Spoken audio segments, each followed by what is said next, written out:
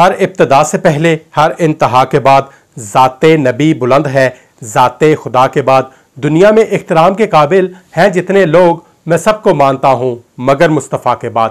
ناظرین، میں ہوں مرزا کفیل بیگ کیفی۔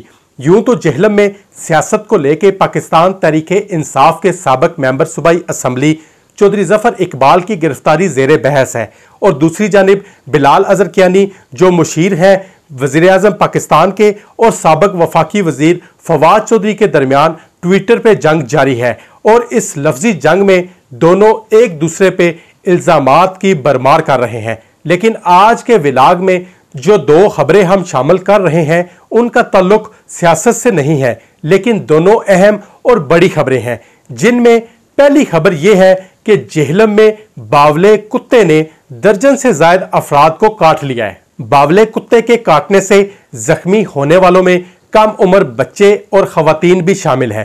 یہ واقعات محلہ عباس پورہ میں پیش آئے ہیں۔ اس حوالے سے سرکاری اور طبی سہولیات ضلعی سطح پہ جو مل سکتی تھی وہ سول اسپتال جہلم میں ایم ایس ڈاکٹر سرمد حسین کیانی کی نگرانی میں زخمیوں کو دی گئی ہے، لیکن کتے کے کاٹنے کا انجیکشن جہلم شہر میں میسر نہیں ہے۔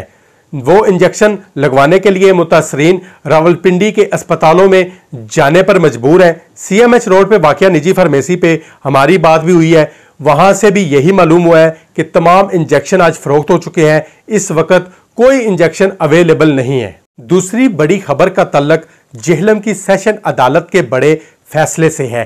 تھانہ صدر کی حدود کنتریلی میں 2021 کی 26 جولائی کو رات 1:30 بجے مشتاق احمد کو بیوی اسما مشتاق اور بیٹی آفرین زہرا سمیت قتل کر دیا گیا تھا۔ آج ایڈیشنل سیشن جج جناب راجہ امجد اقبال نے اس مقدمے کا فیصلہ سنا دیا ہے۔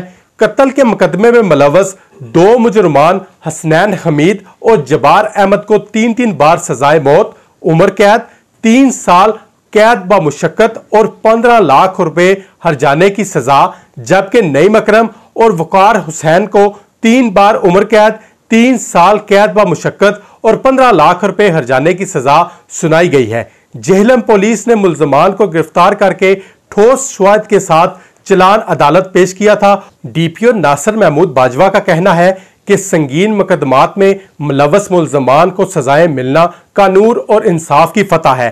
ڈی پی او جہلم ناصر محمود باجوہ نے انویسٹیگیشن اور لیگل ٹیموں کو شاباش دیتے ہوئے تعریفی سرٹیفکیٹ اور انعام دینے کا اعلان کیا ہے۔